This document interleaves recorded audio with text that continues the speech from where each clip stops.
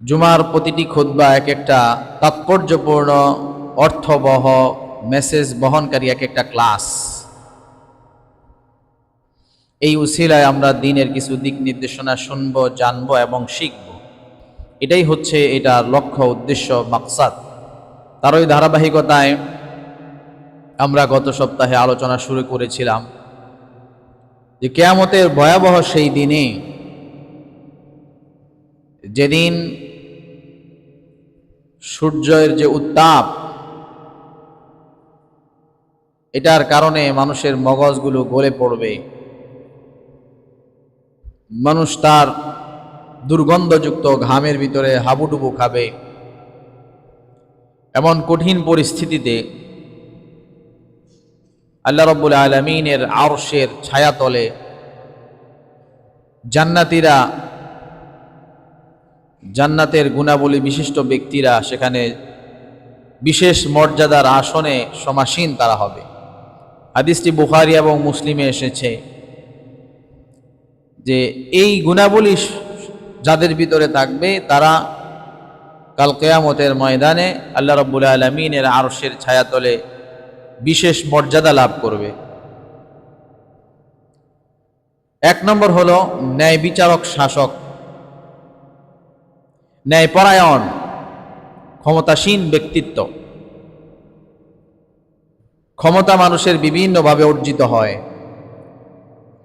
কারো অর্থকড়ির মাধ্যমে ক্ষমতা অর্জিত হয়। টাকা আছে বেশি, তার পাওয়ার আছে। আবার কাহারো কাহারো প্রশাসনিক একটা পদ লাভ করার কারণে তার ক্ষমতা অর্জিত হয়। আবার কোনো কোনো মানুষের জনবল বেশি হওয়ার কারণে তার ক্ষমতা বেশি হয়। আবার কোনো কোনো মানুষের জ্ঞান বিজ্ঞানে অগ্রগতির কারণে তার ক্ষমতা বেশি হয়। তো যেই ক্ষমতায় সে থাকুক না কেন, ওই ক্ষমতায় সে থাকার পরে সে যদি ন্যায়পরায়ণ হয়, ইনসাফগার হয়, তাহলে আল্লাহ রাব্বুল আলামিন সর্বপ্রথম, সর্বোচ্চ, সর্বাগ্রে যে স্তরটা থাকবে, যাদেরকে আল্লাহ রাব্বুল আলামিনের আরশের ছায়াতলে বিশেষ মর্যাদার আসন দান করবেন, সর্বাগ্রে সর্বপ্রথম যেই শ্রেণীকে দান করবেন, সেই শ্রেণী হলো এই ন্যায়পরায়ণ ক্ষমতাসীন ব্যক্তিত্বদেরকে দান করবেন। এই জন্য এই ন্যায়পরায়ণ ক্ষমতাসীন ব্যক্তিত্বদের পরিচয় আমাদের জানা দরকার আছে না নাই? এখন যে কেউই তো মনে করতে পারে যে আমি কি করব, আমার যেহেতু ক্ষমতা আছে তাহলে আমি সেখানে যাব। এরকম প্রত্যাশা রাখা কোনো দোষের কিছু না। তবে মানুষ যখন কোনো বিষয়ে অযৌক্তিক প্রত্যাশা লাভ করে, তখন সেটার সে হাকিকত বুঝতে পারে না।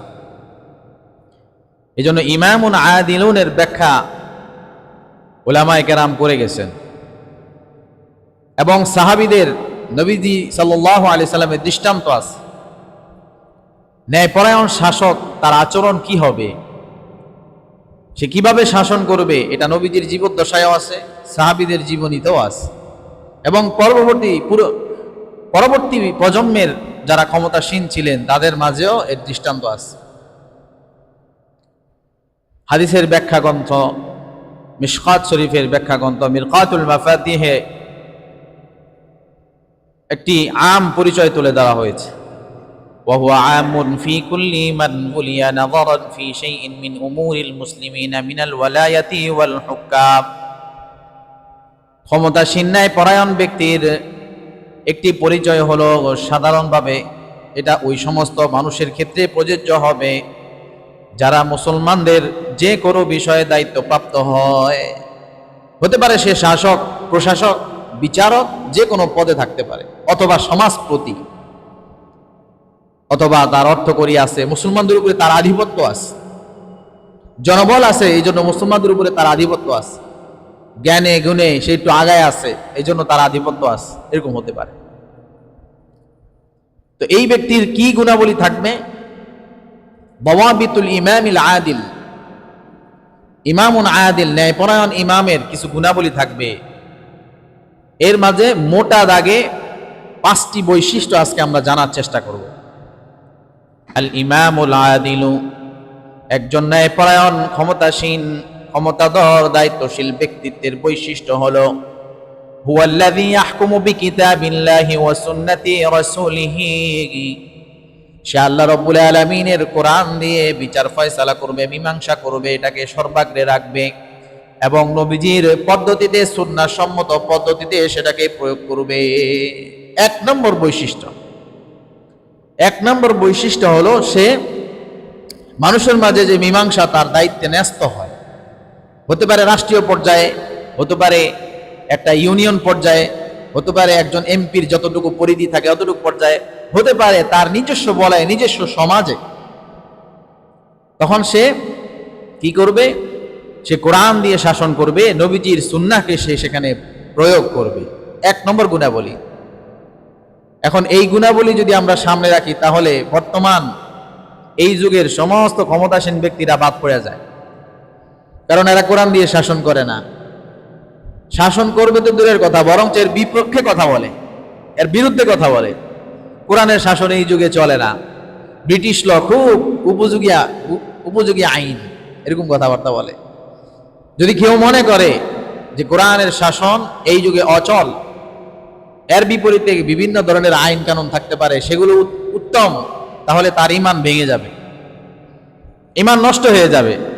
তার নাম থাকতে পারে আব্দুল্লাহ, তার বাপের নাম আব্দুর রহমান, ঈদ পালন করে, জুমার নামাজ পড়ে, 5 ওয়াক্ত পড়ে, তাহাজ্জুদও যদি পড়ে, তারপরে তার ঈমান নাই, ঈমান নষ্ট হয়ে গেছে। ওযু নাই, নামাজ পড়তেছে, লাভ কি? আবার আরেকজন ব্যক্তি, সে ক্ষমতায় আছে কিন্তু তার সামর্থ্য নাই কোরআনের শাসন প্রয়োগ করার, কিন্তু সে এটাকে স্বীকৃতি দেয় যে না, কোরআন এটাই শ্রেষ্ঠ। বিভিন্ন পশ্চিমা শক্তির কারণে, বিভিন্ন ক্ষমতাসীন মানুষের কারণে, বৈশ্বিক পরিমণ্ডলের কারণে পারতেছে না, তার ঈমান বহাল আছে, তার ঈমান নষ্ট হবে না, হয়তোবা সে গুনাহগার হবে। ওয়ামান লাম ইয়াহকুম বিমা আনজালাল্লাহ ফাউলাইকা হুমুল কাফিরুন, যারা এটা বিশ্বাস করে এবং এটা সে কার্যকর ক্ষেত্রে প্রয়োগ করে, আল্লাহর আইন এই যুগে চলে না, আল্লাহর আইন দিয়ে নাজিল কথা বিধিবিধান সে প্রয়োগ করে না, ফাউলাইকা হুমুল কাফিরুন, ওই সমস্ত মানুষগুলো হলো কাফের, মানুষ কাফের।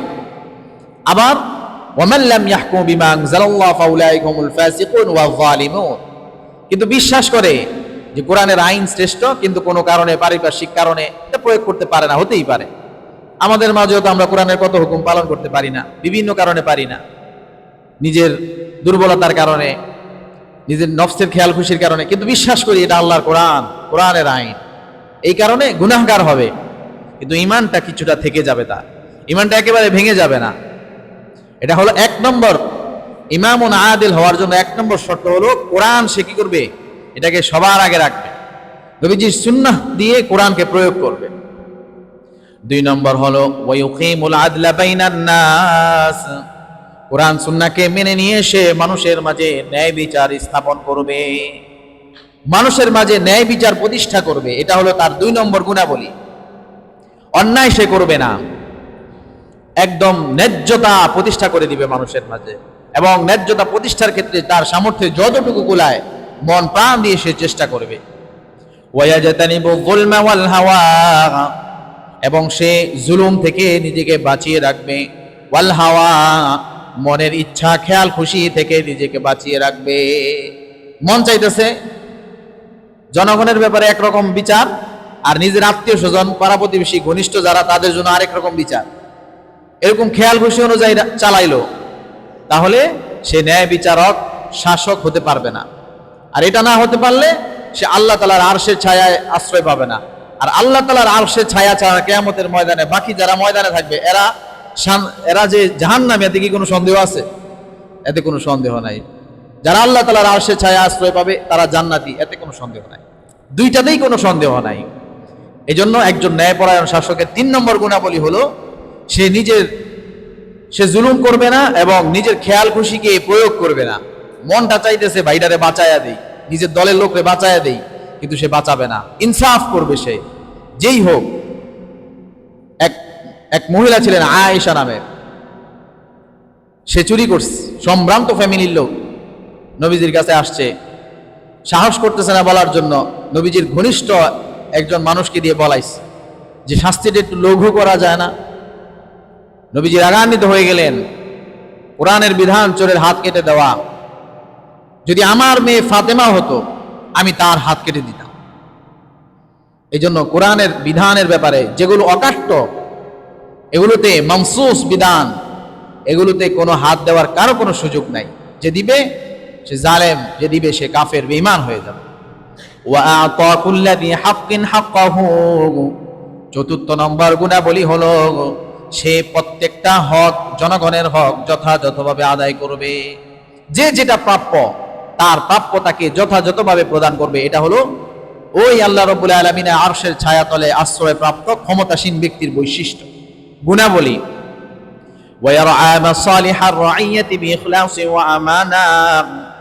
জনগণের কল্যাণ আন্তরিকভাবে কামনা করেই তারপরেই সেই রাষ্ট্র পরিচালনা করবে, আমানতদারিতার সাথে, আন্তরিকতার সাথে। মুখে বলছে একটা কিন্তু অন্তরে আরেকটা, এরকম না, একদম আন্তরিকতার সাথে সে কি করবে? জনগণকে পরিচালনা করবে। এই পাঁচটা গুণাবলী যে ধারণ করতে পারবে সে হবে ইমামুন আদিল। আল্লাহ রাব্বুল আলামিন তাকে কি করবেন? আল্লাহ রাব্বুল আলামিনের আরশের ছায়ায় আশ্রয় দিবেন। ইয়াউমা লা যিল্লা ইল্লা যিল্লুহু, সেদিন এই আরশের ছায়া ছাড়া কোনো ছায়া পাবে না কেউ, কোথাও কোনো ছায়া নাই। আর আমরা তো আলোচনা করছিলাম, দুনিয়াতেই এক এক গাছের ছায়ার প্রশান্তি এক এক রকম। কলা গাছের নিচে গেলে, ছায়ায় গেলে একরকম পাইবেন আরাম, বট গাছের নিচে গেলে আরেক রকম পাবেন। এক এক গাছের নিচে এক এক রকম আরাম। আল্লাহ রাব্বুল আলামিনের আরশের ছায়ায় কত আরাম হবে, সুবহানাল্লাহ, কত শান্তি হবে সেখানে। এখানে তো আরশের ছায়া বলা হয়েছে, এটা একটা বিশেষ মর্যাদা, স্ট্যাটাস। এতটা মোহাব্বতের সাথে কাছে টেনে নিবে যেন আল্লাহ তাআলা নিজ কুদরতি হাত দিয়ে তাদেরকে নিজের দিকে আগলে রাখলেন। অনেক বড় মর্যাদা। এই জন্য এই বিষয়গুলো আমাদের অবগত থাকা দরকার। অনেক বিষয় আমাদের সাথে প্রাসঙ্গিক না, দেখা গেছে এটা আমার বিষয় না, কিন্তু এই বিষয়গুলো জেনে রাখতে হয়। ওমর রাদিয়াল্লাহু তাআলা আনহু বলেন, তাফাক্কাহু ক্বাবলা আন তুসাওয়াদু, যদিও তোমরা কি করো, তোমরা বড় কোনো পর্যায়ে না যাও, তারপরেও তোমরা দ্বীনের জ্ঞান অর্জন করে রাখো। বলা যায় না আল্লাহ তাআলা তোমাকে কোথায় নিবে, কোথায় তোমার এই দ্বীনের জ্ঞানটা প্রয়োজন পড়ে যাবে, এটা বলা যায় না। এই জন্য তাফাক্কাহু ক্বাবলা আন তুসাওয়াদু, তোমরা নেতৃত্ব স্থানীয় পর্যায়ে যাওয়ার আগেই, ভালো একটা অবস্থানে পৌঁছার আগেই দ্বীনের জ্ঞান অর্জন করে নাও, পরে তো সুযোগই পাইবা না, ব্যস্ততা চলে আসবে। এই জন্য শিখে নাও। এটা ইমাম বুখারী রাহমাতুল্লাহ আলাইহি উনি তুলে ধরছেন, সরাহ এটার মধ্যে আসছে। কোরআন দিয়ে যে শাসন করবে এটার প্রমাণ কি, দলিল কি? ইন্না আনজালনা ইলাইকাল কিতাবা বিল হাক্কি লিতাহকুমা বাইনান নাসি বিমা আরাকাল্লাহ ওয়া লা তাকুন লিল খাইনিনা খাসীমা। সূরা নিসার 105 নম্বর আয়াতে আল্লাহ রাব্বুল আলামিন বলেন, নবীকে উদ্দেশ্য করে বলছেন, ও নবী, আপনার নিকট আমি কোরআনকে নাজিল করেছি, সত্য সহকারে কোরআন নাজিল করেছি, এখানে মিথ্যার কোনো আশ্রয় নাই, কিঞ্চিত পরিমাণ, বিন্দু পরিমাণও মিথ্যার কিছু নাই, ফলস কিছু নাই। লিতাহকুমা বাইনান নাস, মানুষের মাঝে বিচার ফয়সালা পরিচালনা করার জন্য, তাদেরকে পরিচালিত করার জন্য, বিমা আরাকাল্লাহ, যেভাবে আল্লাহ তাআলা তাদেরকে পরিচালনা করার জন্য নির্দেশ দিয়েছে। এই জন্যই তো কোরআন দিস, খালি কি নামাজ পড়ার জন্য, যাকাতের জন্য না, মানুষকে পরিচালনা করার জন্য। একজন পরিবারের ব্যক্তিত্ব পরিবারকে কিভাবে চালাবে, সমাজের ব্যক্তিত্ব সমাজ কিভাবে চালাবে, রাষ্ট্রীয় ব্যক্তিত্ব কিভাবে চালাবে, এখান থেকে নকশা নিবে। সব নকশা এখানে দেওয়া আছে। একজন ইমাম কিভাবে মসজিদে ইমামতি করবে, এটা আছে। একজন বাজারের ব্যবসায়ী সে কিভাবে করবে, সব আছে। এই নকশা নিয়ে সে চালাবে, এটার জন্যই কোরআনকে নাজিল করা হয়েছে। ওয়ালা তাকুন লিল খাইনিনা খাসীমা, ও নবী, আপনি এই সমস্ত ব্যাপারে খেয়ানতকারী যারা, তাদের পক্ষে কখনো ওকালতি করবেন না। এখন মনে করেন একজন মানুষ ইচ্ছা করে খেয়ানত করলো, কোরআনের বিধান মান্য করলো না, এখন এই যে বলছে ওকালতি করতে না, হাসরের ময়দানে নবীজি কি করবেন না, আমার পক্ষে আপনার পক্ষে ওকালতি করবেন না। ওকালতি মানে কি? সুপারিশ করা, করবেন না। স্পষ্ট কোরআনের আয়াত, ওয়াজআলনাহুম আইম্মা ইয়াহদুনা বিআমরিনা, আর আমি তাদেরকে ইমাম এই জন্যই বানাই, একটা বিশেষ লক্ষ্য আমার রয়েছে। ইয়াহদুনা বিআমরিনা, ওই সমস্ত ইমামগণ, ওই সমস্ত ক্ষমতাসীন ক্ষমতাধর ব্যক্তিত্বগণ আমার বিধান অনুযায়ী জনগণকে পরিচালিত করবে, আমার বিধান অনুযায়ী জনগণকে পরিচালিত করবে। এই জন্যই মূলত আমি তাদেরকে কি করি, ইমাম বানাই। এটা হচ্ছে আমার লক্ষ্য। কিন্তু লক্ষ্য যখন তারা নষ্ট করে, এর দ্বারা তারাই গুনাহগার হয়। অনেক প্রমাণ, অনেক দলিল এখানে আছে।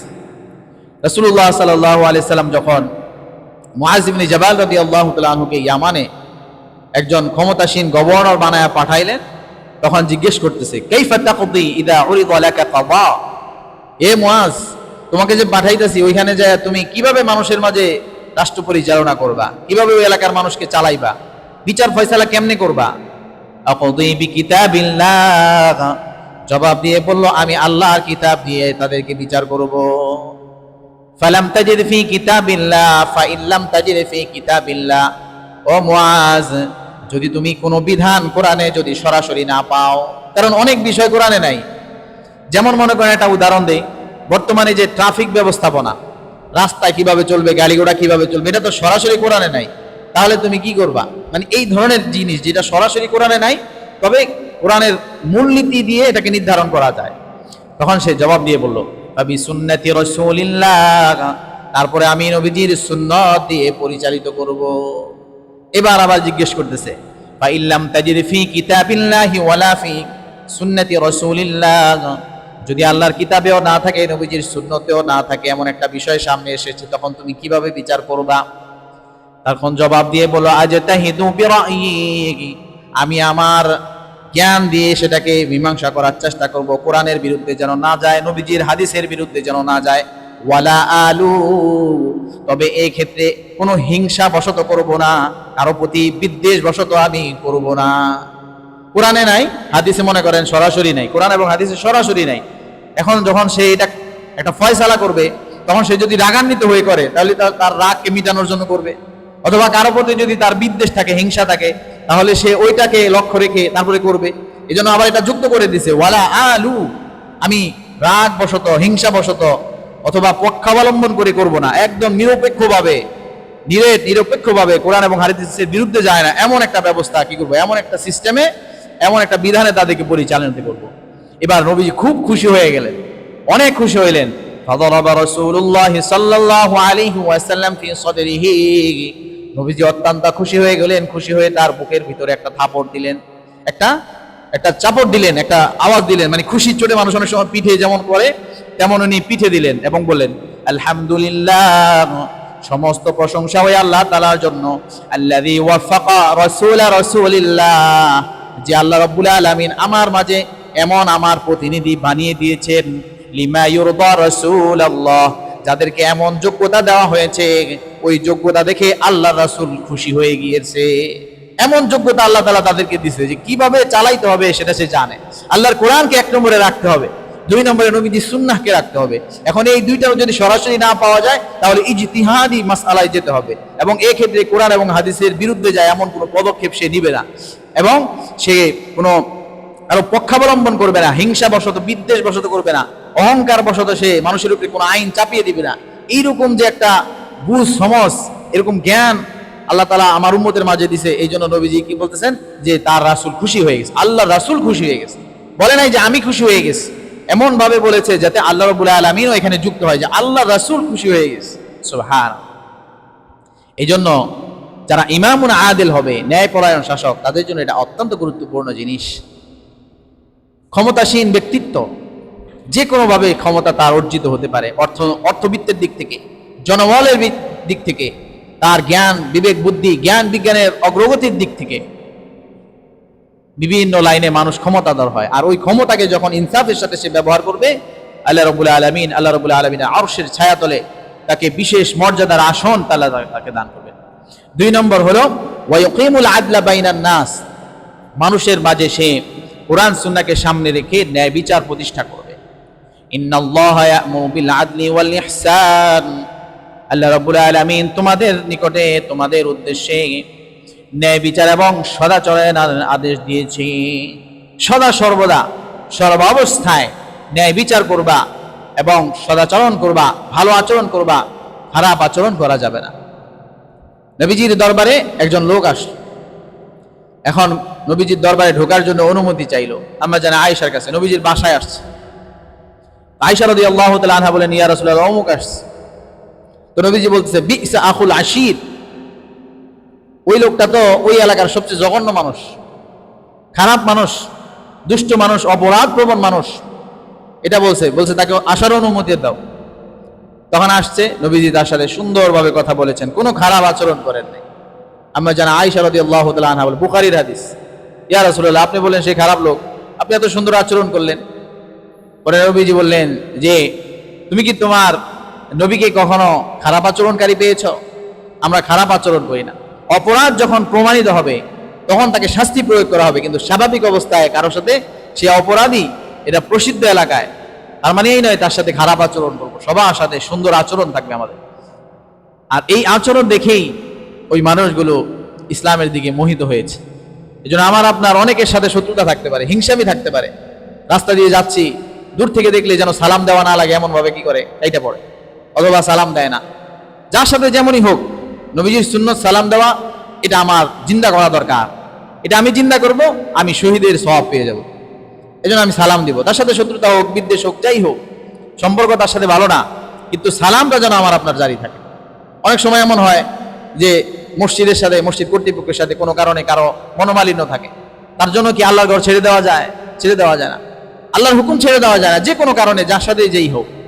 ঠিক তেমনই ভাবে আল্লাহর হাবিবের সুন্নত নিজের কোনো ব্যক্তিগত আক্রোশের কারণে অথবা জাগতিক কোনো পার্থিব স্বার্থের কারণে কোনো কিছু নবীজির সুন্নতকে, আল্লাহর হুকুমকে ছেড়ে দেওয়া যায় না। এগুলোর জায়গায় থাকবে। বাকি আমার আপনার সম্পর্কের ভিতরে তিক্ততা আসতে পারে, আবার সেটাকে জুড়তে পারে, বিভিন্ন রকম পদক্ষেপ, চিন্তা ভাবনা বা এরকম প্রবণতা থাকতে পারে। তো এটাই আল্লাহ রাব্বুল আলামিন বলে দিয়েছেন যে আমি নির্দেশ দিয়েছি তোমরা যেন ন্যায়পরায়ণ হও, ন্যায় বিচার করো, ইহসান করো, ইনসাফ করো। ওয়াইদা হাকামতু বাইনান নাসি তাহকুমু বিল আদলি, আর যখন তোমরা যারা দায়িত্বপ্রাপ্ত রয়েছে, যখন তোমরা বিচার ফয়সালা মীমাংসা করবে, তাহকুমু বিল আদলি, অবশ্যই তোমরা ন্যায়ের সাথে বিচার করবে, ইনসাফের সাথে বিচার করবে। ওয়াইদা হাকামতুম বাইনান নাস, মানুষের মাঝে তখন তোমরা আইন কানুন প্রয়োগ করো, বিচার ফয়সালা করো, মীমাংসা করো, অবশ্যই ন্যায় বিচার করবে, কারো পক্ষাবলম্বন করবে না, স্বজন প্রীতি করবে না। এই বিষয়টা আল্লাহ রাব্বুল আলামিন সূরা নিসার 57 নম্বর আয়াত আল্লাহ তাআলা জানিয়ে দিয়েছে। তারপর 3 নম্বর হলো ওয়ায়াজতানিবু যুলমা ওয়াল হাওয়া, ওই যিনি ক্ষমতাসীন ব্যক্তিত্ব, ইনি সমস্ত ধরনের জুলুম, প্রবৃত্তির, খেয়াল খুশির অনুসরণ থেকে নিজেকে বাঁচিয়ে রাখবে। আল্লাহ রাব্বুল আলামিন একদম ক্ষমতাসীন ব্যক্তিত্বের দৃষ্টান্ত তুলে ধরছেন। নবী দাউদ আলাইহিস সালাম, উনি ছিলেন রাজা, বাদশাহ। ওনার দৃষ্টান্ত তুলে ধরে উনাকে আল্লাহ রাব্বুল আলামিন কিভাবে নির্দেশ দিচ্ছেন সেটা কোরআনে তুলে ধরেছেন। সূরা সাদে, ইয়া দাউদ, ও দাউদ, তোমাকে ক্ষমতা দেওয়া হয়েছে। ইন্না জাআলনাকা খলিফাতান ফিল আরদি, তোমাকে ক্ষমতা দেওয়া হয়েছে মানুষের উপরে কর্তৃত্ব করার জন্য নয়, বরং তাদের প্রতিনিধিত্ব করার জন্য। ফাহকুম বাইনান নাসি বিল হাক্কি, অতএব হক সত্য সহকারে ন্যায় বিচার তুমি তাদের মাঝে করবে। ওয়ালা তাত্তাবিআল হাওয়া, খেয়াল খুশির অনুসরণ করবে না। আইনের ধারা আছে একরকম, এখন নিজেদের লোক হইলে একরকম বিচার, আর নিজেদের শত্রুপক্ষের লোক হইলে আরেক রকম বিচার। তারা কিন্তু সব সেম। অথবা দেখা গেছে তার অর্থকরী দিক থেকে অর্থবিত্তশালী মানুষ, এটা তার আরেকটা ক্ষমতার দিক, সে টাকার মাধ্যমে এটাকে বিভিন্ন রকম ভাবে একটা আইনের ধারাকে ভিন্ন দিকে ডাইভার্ট করে দিস। এই ধরনের জিনিসগুলো কিন্তু বর্তমান যুগে অহরহ হচ্ছে। আল্লাহ রাব্বুল আলামিন এগুলোকে নিষিদ্ধ করে দিচ্ছেন। ওয়ালা তাত্তাবিআল হাওয়া, কোন ব্যাপারে বিচার ফয়সালার সময় অবশ্যই খবরদার খেয়াল খুশির অনুসরণ করা যাবে না, স্বজন প্রীতি করা যাবে না। ফায়ুদিল্লাকা আন সাবিলিল্লাহ, যদি তুমি এমনটা করো তবে অবশ্যই তুমি আল্লাহর পথ থেকে বিচ্যুত হয়ে দূরে সরে যাবে। দ্বীনের পথে, আল্লাহ রাব্বুল আলামিন নির্দেশিত পথে তুমি থাকবা না। আল্লাহ রাব্বুল আলামিন নির্দেশিত পথ হচ্ছে ডেস্টিনেশন, অ্যাম্বিশন হচ্ছে জান্নাত, সেটা হবে না, হবে অন্যদিকে। জান্নাত মানি নাই, জাহান্নামে সে চলে যাবে। এই জন্য ন্যায়পরায়ণ একজন শাসক নিজের ইচ্ছা আকাঙ্ক্ষার কাছে নিজেকে বিসর্জন দেয় না। সব কিছু শেষ হয়ে যায়, কিন্তু নিজের অবস্থানে দৃঢ়ভাবে টিকে থাকে। এই যেমন দেখেন বিভিন্ন সময় বিভিন্ন দেশে যুদ্ধ হয়, যেমন ইরানের যুদ্ধ হয়েছে। তারা যারা দায়িত্বশীল, এরা কিন্তু চাইলে পালায় যেতে পারে বিভিন্ন জায়গায়, কিন্তু নিজের অবস্থানে থাকতে হবে, কারণ সে দায়িত্ব নিয়েছে জাতির। যত বাধা বিপত্তি আসুক না কেন, সেখানে তাকে অবশ্যই সে তার পদের উপরে স্টিড ফাস্ট, মজবুতির সাথে থাকতে হবে। আর আল্লাহ তাআলা এটাকে বড় পছন্দ করেন। এমনকি জালেম, কাফের, বেঈমানরাও যদি ইনসাফগার হয়, আল্লাহ রাব্বুল আলামিন তাদের শাসন ব্যবস্থাকে স্থায়িত্ব দান করে দেন। এটা ইবনে তাইমিয়া রাহমাতুল্লাহি আলাইহি উনার কিতাবে তুলে ধরছে। মাজমাউল ফাতাওয়া সহ আরো বড় বড় কিতাবে এটা আছে যে কোনো কাফের সম্প্রদায় যদি নিজেদের মাঝে ইনসাফ কায়েম করে তাহলে তাদের ক্ষমতাকে আল্লাহ তাআলা পোক্ত করে দেয়। আর যদি কোনো মুসলমান সম্প্রদায় নিজেদের ভিতরে ইনসাফ করে না তাহলে তাদের ক্ষমতাকে আল্লাহ তাআলা পোক্ত করে বড় করে দেন, বিশৃঙ্খলা তাদের মাঝে দিয়ে দেন, তাদের মাঝে কোনো স্থায়িত্ব, স্টেবিলিটি, সেফটি, সিকিউরিটি এগুলো কিছুই থাকে না। এই হলো 3 নম্বর বিষয় গেল। 4 নম্বর হলো প্রত্যেকের যে প্রাপ্য হক সেটাকে সে যথাযথভাবে পৌঁছায়া দিবে। একজন ন্যায় বিচারক, একজন ন্যায়পরায়ণ ক্ষমতাসীন ব্যক্তিত্বের জিম্মাদারি হলো সেই প্রত্যেকের হকগুলো যথাযথভাবে আদায় করবে, কোনো হক কোনোভাবে যেন নষ্ট না হয় এই ব্যাপারে সে খেয়াল রাখবে। হুকুকুল্লাহ আল্লাহ তাআলার হক, হুকুকুল ইবাদ বান্দাদের হক, এই দুইটা জিনিস যে খেয়াল রাখবে সে সোজা জান্নাতে চলে যাবে। উলামায়ে কেরাম কোরআন এবং হাদিসের দৃষ্টান্তে আলোকে ওনারা বলছেন যে হুকুকুল্লাহ এবং হুকুকুল ইবাদ, আল্লাহর হকগুলো যে খেয়াল রাখবে এবং বান্দাদের হকগুলো যে খেয়াল রাখবে সে সোজা জান্নাতে চলে যাবে। আল্লাহর হক কি? আল্লাহ রাব্বুল আলামিনের আদেশ নিষেধগুলো মান্য করে চলা, তার নবীর অনুসরণ করা। আর বান্দাদের হক কি? বান্দাদেরকে কোনোভাবে কষ্ট না দেওয়া, তাদের প্রাপ্য তাদেরকে যথাযথভাবে দেওয়া। সেটা হতে পারে সম্মানের দিক থেকে, হতে পারে অর্থকরীর দিক থেকে, হতে পারে সামাজিক একসাথে মিলামেশার দিক থেকে, যেদিকেই হোক এই দুইটা জিনিস যখন বান্দা ঠিকমতো আদায় করবে তাকে জান্নাতের পথে আর কোনো প্রতিবন্ধকতা সৃষ্টি করতে পারবে না। আর যদি সে সেটা না আদায় করে তাহলে আল্লাহ তাআলার কাছে ধরা পড়ে যাবে। আর বান্দার কাছে যদি সে বান্দার হক নষ্ট করে তাহলে তো সে আরো বড় ধরা পড়ে যাবে। নবীজি জিজ্ঞেস করলেন, আতাদরুনা মানিল মুফলিস, তোমরা কি জানো নাকি প্রকৃত নিঃস্ব অসহায় সর্বশান্ত ব্যক্তিকে? সাহাবীদেরকে জিজ্ঞেস করলেন, তোমরা কি জানো প্রকৃত অসহায় নিঃস্ব সর্বশান্ত ব্যক্তিকে? ইন্নাল মুফলিসা ফিনা মান লা দিরহাম লাহু ওয়ালা মাতা, আমাদের মাঝে নিঃস্ব অসহায় তো ওই ব্যক্তি যার ধন সম্পদ নাই, মাল দৌলত নাই, অসহায় ব্যক্তি, ধন নাই, সম্পদ নাই, অসহায়, নিঃস্ব, টাকা পয়সা নাই, এই মানুষকে আমরা নিঃস্ব মনে করি। সাহাবীরা জবাব দিলেন। এবার নবীজি বলতেছেন, হয় নাই তোমাদের জবাব। ইন্নাল মুফলিসা মিন উম্মতি, আমার উম্মতের মাঝে ওই সমস্ত মানুষগুলো হলো প্রকৃত নিঃস্ব অসহায় সর্বশান্ত দেউলিয়া। ইয়াতি ইয়াউমাল কিয়ামাতি বিসসালাতি ওয়া সিয়ামি ওয়া যাকাত, ওই মানুষগুলো যারা কিয়ামতের ময়দানে নামাজ নিয়ে আসবে, হজ নিয়ে আসবে, যাকাত নিয়ে আসবে, সদকা নিয়ে আসবে, অনেক ভালো ভালো কাজ নিয়ে আসবে। ওয়ায়াতি ক্বাদ শাতামা হাদা ওয়া ক্বাযাফা হাদা ওয়া সাফাকা দামা হাদা ওয়া দারাবা হাদা, আবার ওই আমলনামার ভিতরে এটাও থাকবে, কাউকে ধরেছে, কাউকে মেরেছে, কাউকে কেটেছে, কারো ধন সম্পদ আত্মসাৎ করেছে, কারো ইজ্জত নষ্ট করেছে, কারো সম্মান নষ্ট করেছে, বেইজ্জতি করেছে, লাঞ্ছিত করেছে, কাউকে খুন করেছে, খারাপি করেছে। ওই আমলনামা, ওই আমলগুলো তার আমলনামায় থাকবে।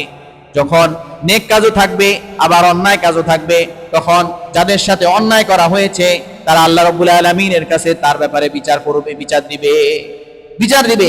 এত আমার হক নষ্ট করছে, এটা ফয়সালা করেন।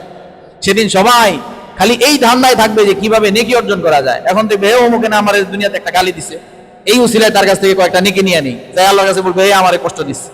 তখন আল্লাহ কি দিয়া সেখানে মীমাংসা হবে, কি দিয়ে? সেখানকার মীমাংসার কারেন্সি হবে নেকি।